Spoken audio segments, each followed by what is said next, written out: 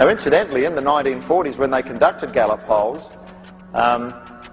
they had sections on UFOs, what is a UFO, and it was usually categorized as secret American technology or secret technology from another country or something like that. There was never a category that said it was, races from another planet.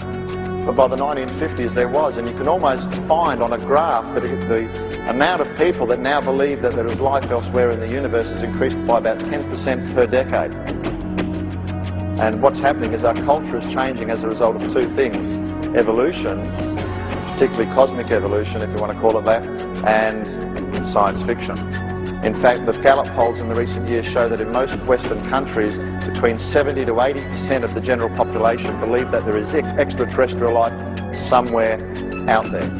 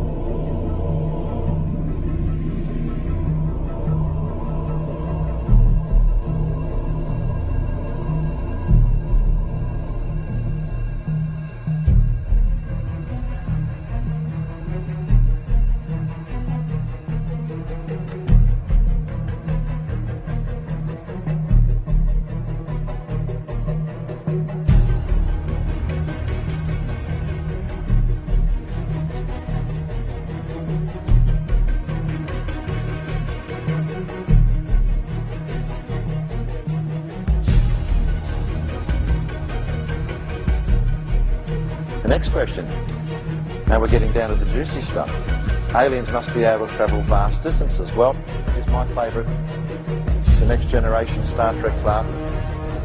But here we go. They've got to travel at warp speed. Warp is faster than light. Light speed is 300,000 kilometres per second, right? You've got to travel much faster than that to get around the universe. In fact, if Einstein's right, it'd actually be impossible to travel even at light speed. Just think about what I'm going to say for a minute, because it's a bit mind-bending. Because to travel at light speed, you require your mass becomes infinite, and you require an infinite amount of energy. You'd have to have all the available energy in the universe at your disposal to travel at light speed. Sounds freaky, but that's basically the problem. So they come up with ideas of warp space. They create bubbles in the space-time continuum and travel on those. And science fiction to the rescue. See, when they create that and you travel faster than warp, then you've got the trouble of all the occupants getting splattered on the walls and when they accelerate and all this type of stuff. But science fiction to the rescue again, you create inertial dampers. Heard those? Etc. But you know, it's estimated that it's 100,000 dust particles per cubic kilometre of space. And you know that an impact with one of those at light speed, or even, let's say, even 1/10 light speed, would be the equivalent of several tons of TNT going off in the spaceship. So then you've got to have machines and technology to be available to detect specks of dust in front of you, and so the whole thing really becomes impossible. At light speed, a speck of dust would obliterate a spaceship.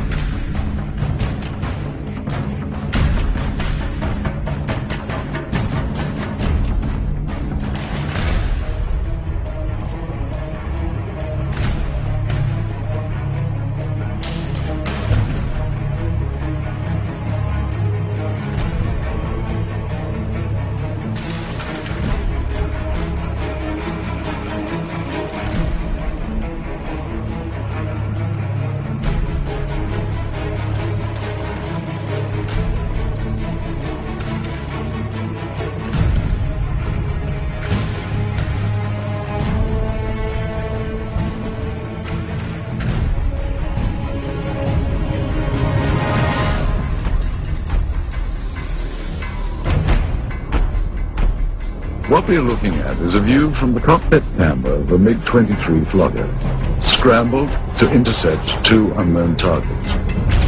What we see now is an apparent merging of the two targets.